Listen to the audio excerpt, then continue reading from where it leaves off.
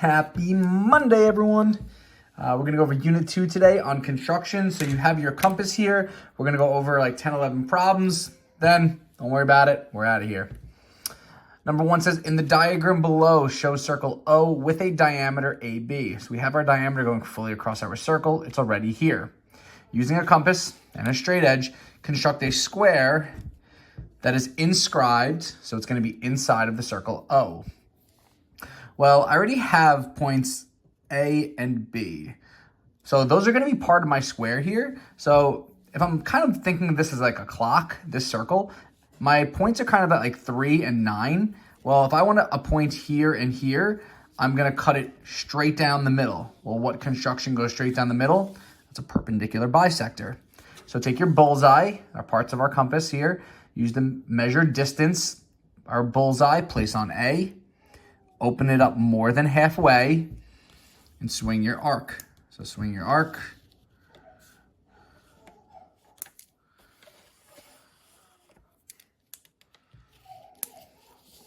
Flip it around to B. Do not change your radius or your blue piece setting, and swing your arc.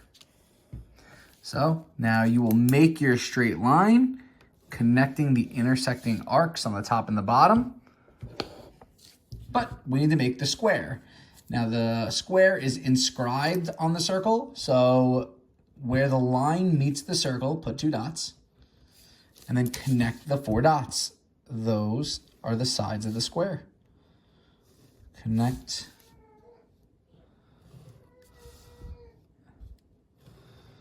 And there it is. There's your square inscribed in the circle. Those distances are going to be all the same.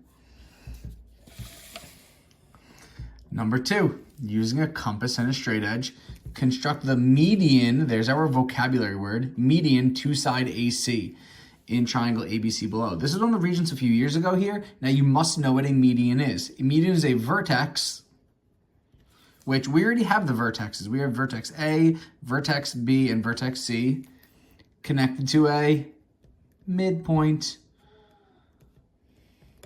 So midpoints are located in the middle of lines. So we don't have any points in the middle of any of these lines here. So my median needs to go to side AC. So I need to go to side AC here and create the midpoint on it. So I'm turning my paper sideways a little bit, and I'm going to construct a bisector again. Bisectors cut lines, find you the midpoint. So put your bullseye on A, open up more than half. Do not go past C though. Swing an arc. Flip it around to C. Repeat the same exact thing. Swing your arc. Now when I line this up, stay right here with me. Line this up. I'm not going to make the line. I'm just going to make the part of the line that intersects side AC. Because that right there is where the midpoint is. Right here, this is the midpoint. Now we found the midpoint. We did not make a median. A median is when I connect a vertex to a midpoint. So I'm going to take this midpoint here and connect it to side B. After I do that, right there, that line that I just created, that's the median. So this line connecting the midpoint to that vertex, that's the median right there. That's 1 point for doing the bisector on the regions and 1 point for creating the median. They check to make sure you know how to find the midpoint and how you know what a median is. Number 3, in the circle below, AB is a chord. So AB is just going from one side of the circle to the other. It's not going through the middle. It's not a diameter at all. But it says using a compass and a straight edge, construct a diameter. Well, think about it. A diameter has to go through the middle.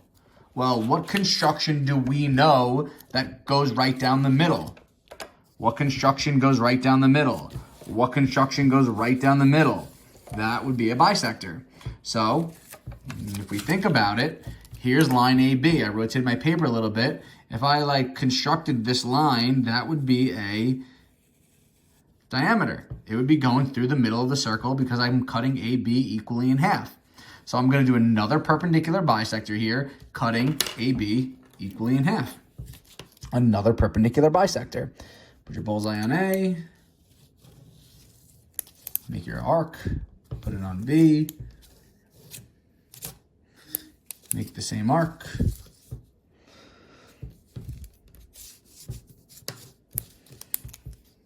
Line it up. And there it is. Our diameter is from here to here, right? One point on the circle through the other, and the middle of the circle is somewhere probably over here. So 1, 2, and 3, all done. Let's turn the page. All right, 4 and 5. Number 4 says, given point A, B, and C, use a compass and a straight edge to construct point D so that it goes A, B, C, D is a parallelogram. Leave all construction marks. So it's got to go from A to B to C to D. So let's connect these because they're not connected right now, right? We know a parallelogram kind of looks like this, right? It's slanted, something like that. So that's just an idea. So I know it's going to be slanted. So let me connect A to B. Do this with me, A to B. Then connect B to C.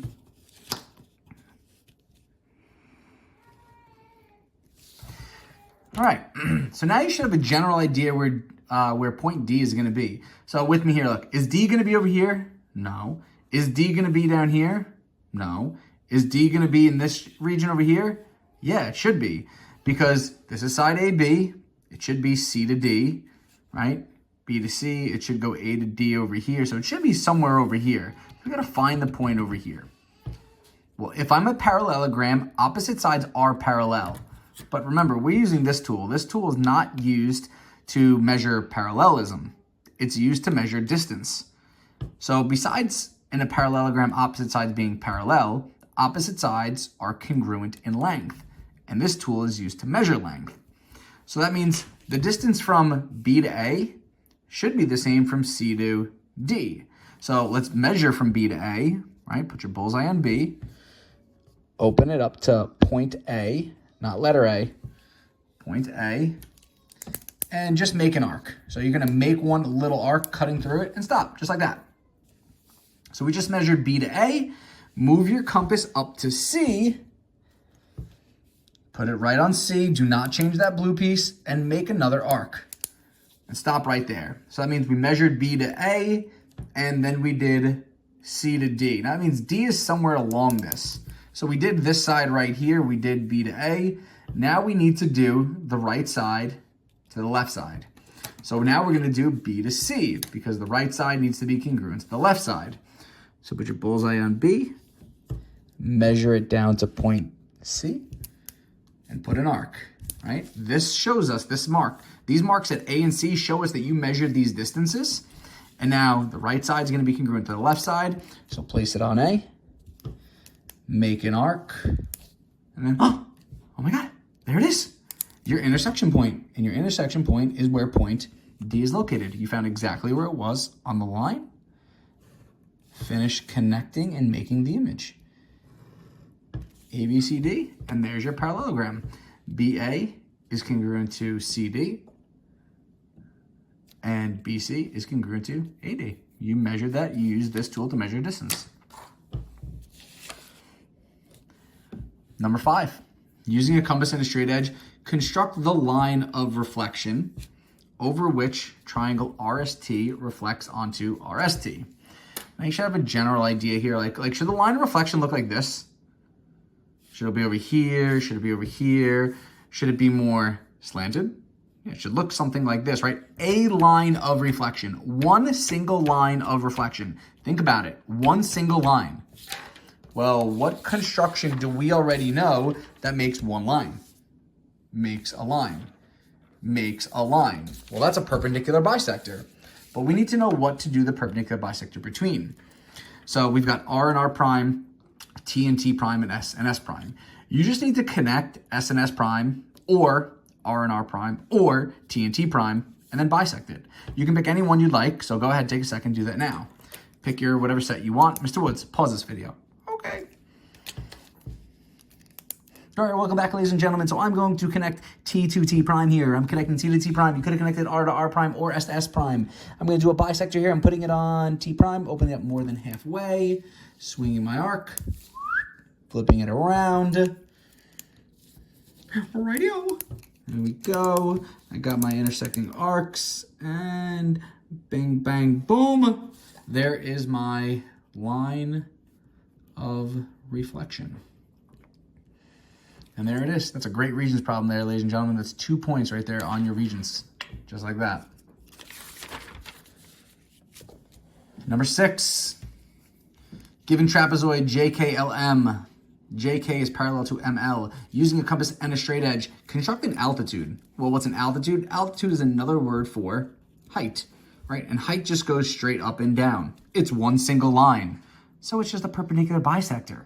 That's all it is, right? You got to think about these things. If it's a height, it's going straight up and down. It's just a bisector. But it's got to go from vertex J to ML.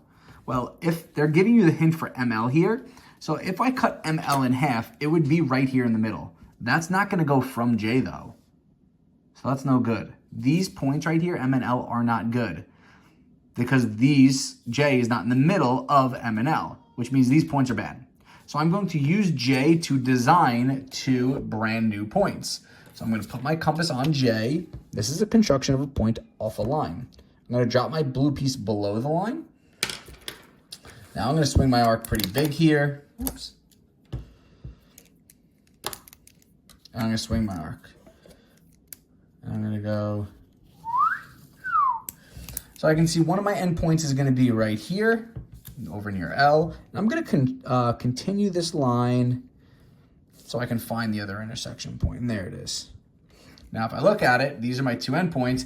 J is in the middle of them. So when I do a bisector between these 2, from J, it should go right down through the intersections. So now if I do J, it will go straight down. And there's my line from J going straight to line ML, standing straight up and down. It makes that right angle, and there's my altitude. High five. There we go.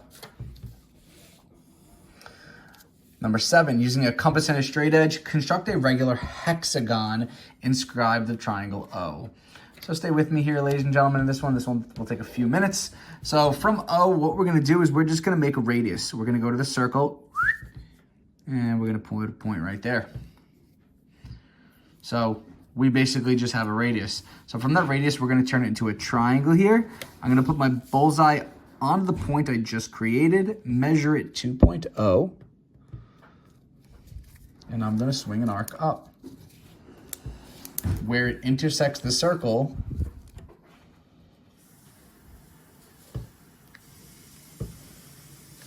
I made 1 triangle. Now a hexagon is made out of 6 triangles. So what I'm going to do now is I'm going to continue this pattern. I'm going to go back to that point I was just on a second ago. I'm also going to swing downwards.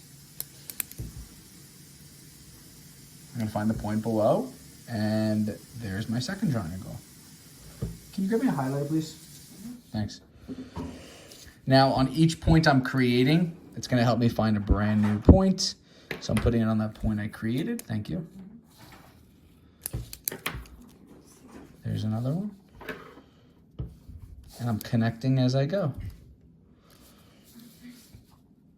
I'm using my brand new point, making my arc to find the next point. Using that point I just created. Should always go back to the middle because it's just a radius. This should take you a minute or two.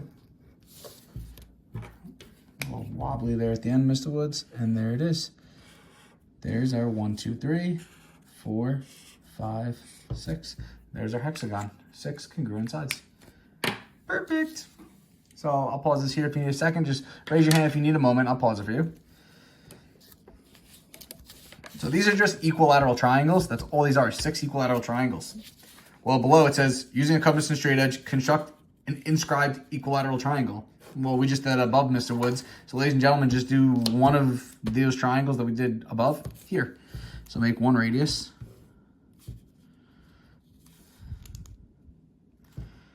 Measure it so it's that equal length.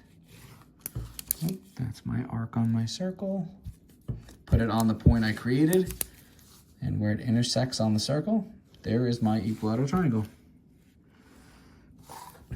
All right, ladies and gentlemen, question for you. Bonus round, daily double. Ladies and gentlemen, raise your hand. How many degrees is each one of these angles in here? Raise your hand right now. You get something from the box. Go.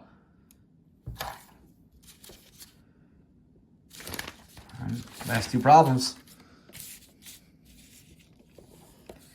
Using a compass and a straight edge, construct an inside square. Wait a second, a square? We did that in problem number 1. So in this problem, I had a diameter to start. So I've got a center of a circle here, so I'm just gonna make any diameter I want. So I'm just gonna make a diameter. You make any diameter you would like. So I'm making my slanted because I'm different. And I'm just gonna bisect it. I'm gonna find the other 2 points that are on the circle.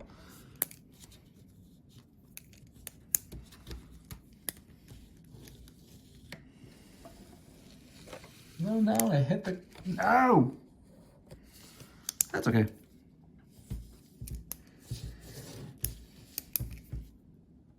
Line up my intersections, and there are my other 2 points. 1, 2, 3, 4, and there's my square. Inscribed the inside of a circle. I'm just taking a diameter and doing a bisector to it and finding out where it intersects the circle. And the last and final problem here. Construct an angle bisector. So I'm going to take this one angle here and I'm going to cut it into 2 equal angles, right? So we want something like this, right? Cutting it right in half. So there's no points on this circle. I can never trust the points anyway. So I'm going to create 2 points that are the same distance away from my vertex. So put your bullseye on that vertex, open it up as much as you would like. So it's going to cross both sides. I'm testing it. Make my arc. All right, and there we go. I got my first point and I got my second point. Now I still don't know where to line up this line with. So I'm going to put my bullseye on point 1. I'm going to open it up to this empty space. Because I'm on point 1, I can adjust this blue piece. And I'm going to swing an arc. Now, since I'm at point 1, I just set that distance. I'm going to move it to point 2 and swing my second arc to find out, to line this vertex up with this intersection point that I made. And there we go. These 2 angles are now half of this total. So if this is 50 degrees total, these are each 25 and 25. We just bisected that angle equally. Great job today, ladies and gentlemen. Have a wonderful day, and thank you for riding with Coach Woods.